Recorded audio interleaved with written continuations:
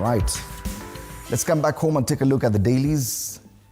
DCP amchokoza Uhuru, ndio habari kuu pale kwenye ukurasa wa mbele wa gazeti hili. Wanasema vita vya ubabe vya zuka, wandani wa Gachagua wakimtaka Kenyatta aachie kinara wao Mwenge. Hapa kuna huyu senator anaitwa Joe Nyoto. Anasema yeyote anayetaka kupata, unajua hiyo sema kupata uungwaji wa watu wa Mlima Kenya sharti apitie kwa Rigathi Gachagua. Yeye ndiyo ufunguo wa kuingia mlimani sasa, wala si Uhuru. Wewe nani? Nyoto. Gakuya pia anasema vile kuna wale wanaotuambia eti tunapaswa kusubiri mwelekezo wa Bwana Kenyatta kuhusu 2027 ilhali Rigathi yuko. Hao ni watu wanaotaka kuturudisha nyuma. DCP anasema mambo yako yaitulia. Matamshi ya viongozi wa mlimani wanaomshabikia Gachagua wamesema haya siku moja baada ya chama cha Uhuru Jubilee kusisitiza kuwa kitamuunga Matiang'i kwa urais katika uchaguzi mkuu ujao. Sasa hapa ndio shida inatokea. Jubilee wamesema Matiang'i is our candidate. Na hapa bado ni wa mlima. Chama cha mlimani Uhuru Kenyatta pale. Lakini Gachagua anasema kama ni mambo ya mlima. Nyinyi mnaweza kuwa na Matiang'i Jubilee, hatujakataa. Lakini kama ni masuala ya mlima, achia mlima wa Munyoro. Wasiwasi wa maafa ya kimbunga. Watu watatu hawajulikani waliko baada ya boti zao kupigwa na dhoruba kali kupiga pwani. That's the Indian Ocean. It is around Kilifi. Mgomo KUPPET yaonya TSC, walimu waipa tume siku 7 kutekeleza makubaliano ya mshahara. Na polisi wa Wajir Narok wakamatwe, anasema seneta wa Busia Okiya Omtata. Jumu wasifu Raila kwa uzalendo. Pale juu, Arsenal malkia wa UEFA, mbivu na mbichi EPL. Vipusa wa Gunners, at least vipusa wa Gunners watoa taji la Ulaya. Man City, Newcastle na Chelsea wakimaliza ligi kuu katika 5 bora. Na ule jamaa wa Man U alikuja leo anajaribu kunieleza vile sijui walishinda kikombe, sijui walifanya nini. Last week waliitwa wanyonge. Waliitwa wanyonge, wanyongeni, wanyongeni. Wale hata ni relegation threatened, wameponea chupu wale. Ni vizuri simsikizi saa hii. Gazeti la Taifa Leo. People Daily, inside scheme to grab 370-acre refinery land, and Treasury and Energy Ministry's fast-track sale of a pricey asset to foreign investor. This story is on page 4. Of course, it's here on the front page as well.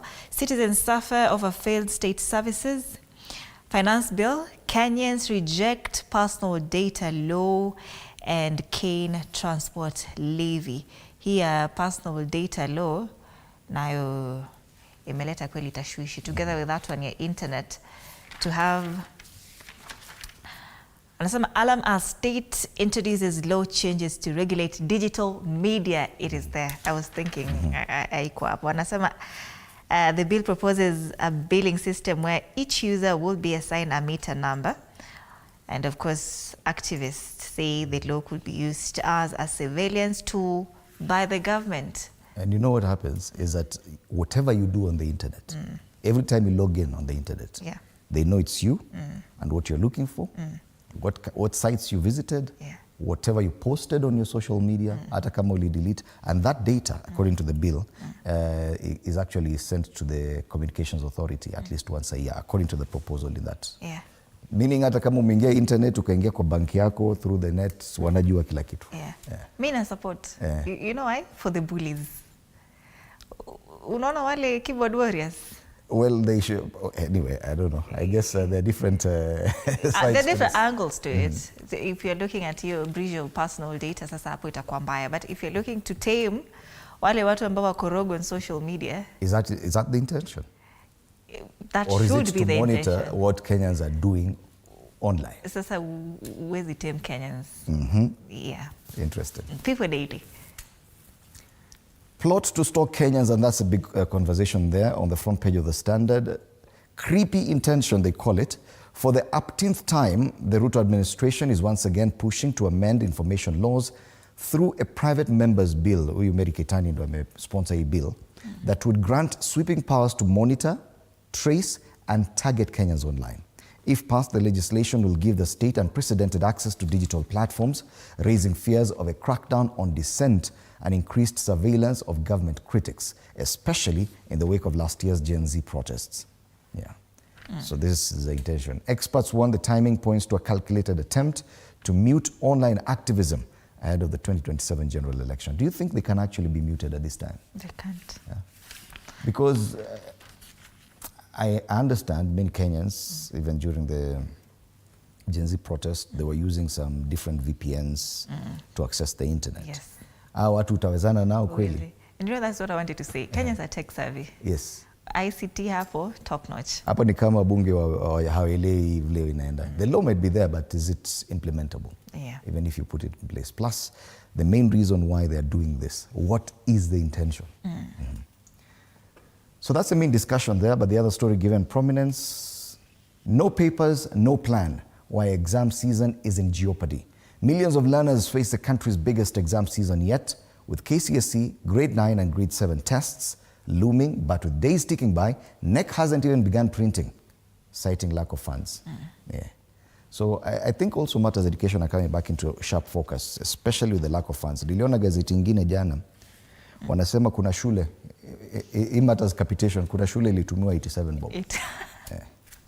Surely, Yeah. Serikali inatumia shule 87, hata ya kutoa wezi tuma ya kutoa. Ama ilikuwa 50 bob, ilikuwa 50 bob na ya kutoa. Wakatumia. 37 ya kutoa. Yeah. So this is one angle, and as far as education is concerned, I'm sure there's another paper that talks about education as well this morning. Yes. So that's the standard. Do you have a... It is. IBC vetting halted. This was to start today in the National Assembly, but because of that court injunction, it will not continue. Yet there's a deadline. By the end of May, they would have done this. So probably Parliament will be forced to craft up some amendments to a law to extend that period because of this, so that they can give the court time to pronounce itself and give the way forward. Unajua koti hata inaweza sema turudi tuanze selection panel afresh. Yes. All right. Back page with the EPL race over. Now what next? Arsenal finishes second. Chelsea players and staff celebrate after securing Champions League football next season. Kuna timu ingine sijui wataenda wapi. Ole wao, wanyonge, wanyongeni. That's the standard today. Daily Nation, high varsity fees ruining our lives. Crisis students punished due to delayed disbursement of government funding. Thousands of university students placed in categories that require them to pay hefty fees with minimal government subsidy under a new funding model have petitioned authorities for review, but as they await their fate, the most desperate have been forced to drop out of college and others barred from sitting their exams because of mounting fees arrears. Some of the students are here on the front page of this newspaper. Kuna mmoja ni kama tumemhost hapa before. Anaitwa Grace Wangari. That face is so familiar. Tuangalie ndani wanasema vipi. High varsity fees and wrong categorization are ruining our lives. Students complain of being barred from sitting their end of semester examination for failure to pay their portion under the new funding model. Higher education reform, the new plan meant to help universities get out of financial doldrums, promised equity, lakini haiwapatii hiyo equity ambayo it promised. And you realize now issues around funding in education, now this is university funding. Capitation for schools is also a problem.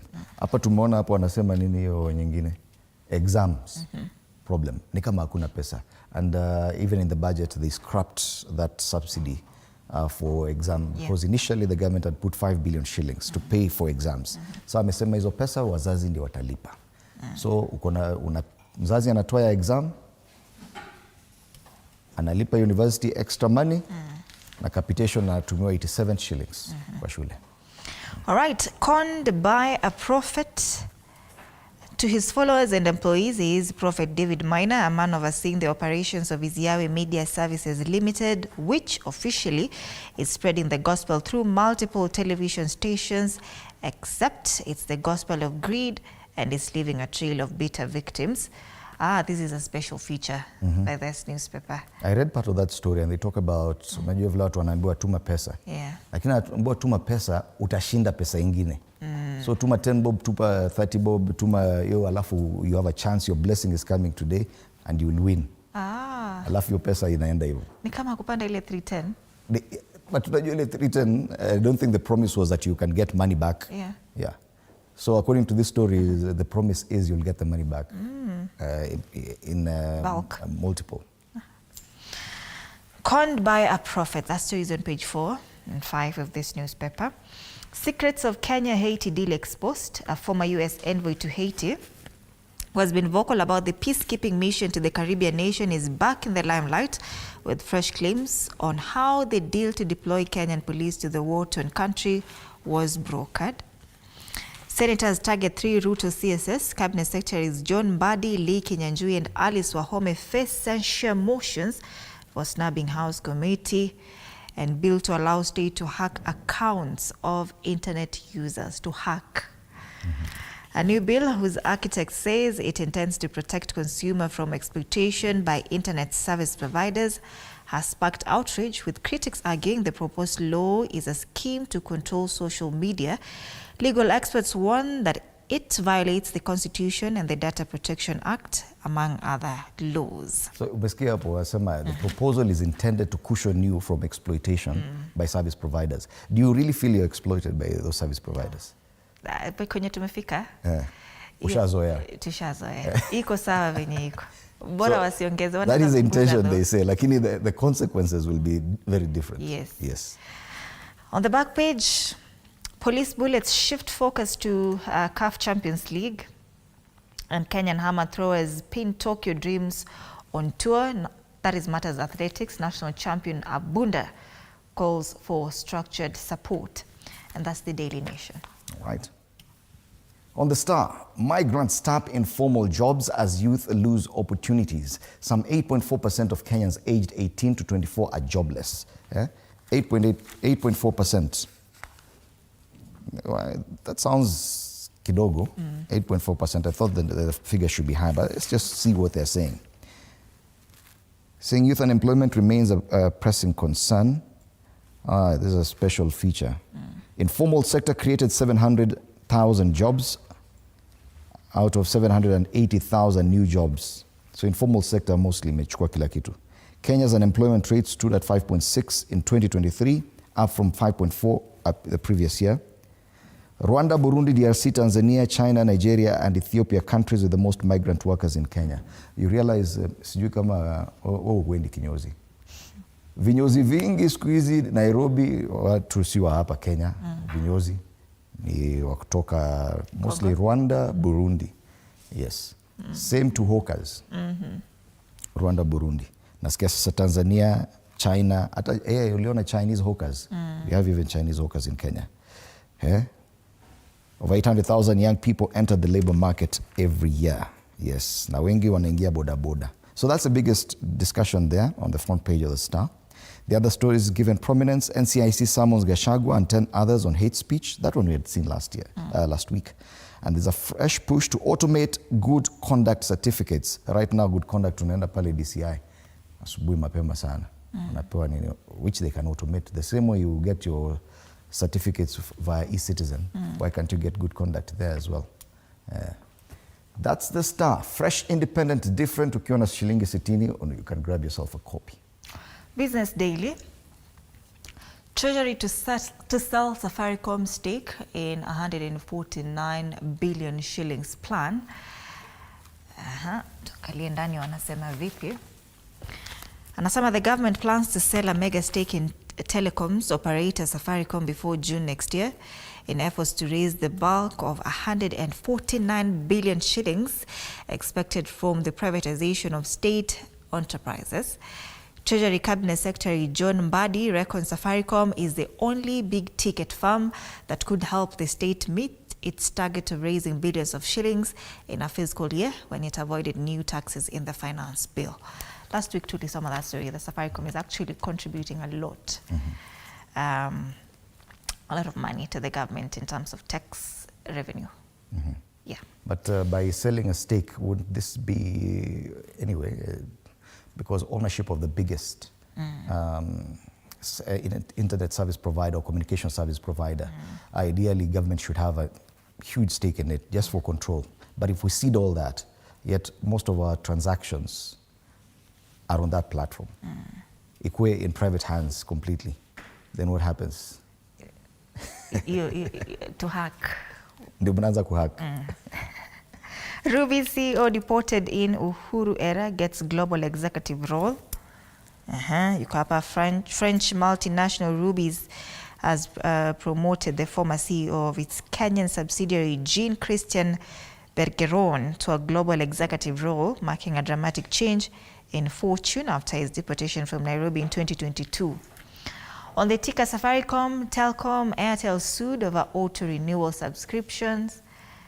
Telecoms operators, Safaricom, Telcom, Kenya and Airtel have been sued on claims that they have failed to make it easier to end auto renewal subscriptions, exposing consumers to additional charges. Could this be the reason why they're pushing that bill?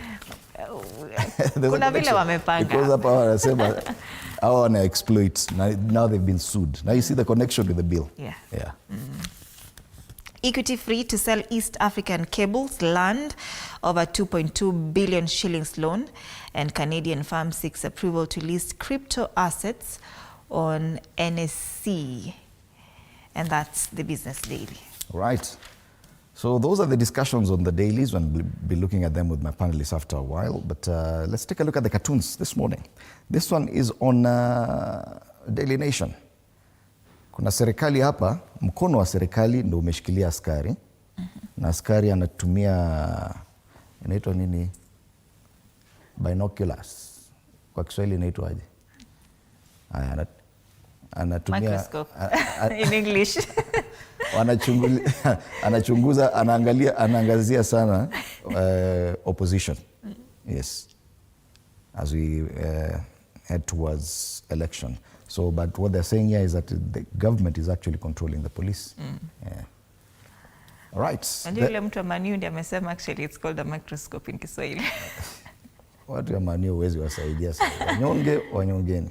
The Standard ile caricature nilikuwa nasema watu wameshikwa kule miguu, lakini wanasema the East African Commission, this is the flag ya Jumuiya ya Afrika Mashariki, imeshika activists na wanasema sio kushika tu, imeshika ni kafinya. Jamaa anapiga nduru. Sikutaka kusema imeshikwa wapi, but we all know. Ukiona but yeah, there's also the karatasi opposition. Yeah, opposition. You know now, look at how many countries. In Uganda, the opposition leader is behind bars. In Tanzania, the opposition leader is behind bars. In South Sudan, the first vice president is under house arrest. Na hapa wamesema hadi kiatu kikatoka. Finywa kiatu kikatoka.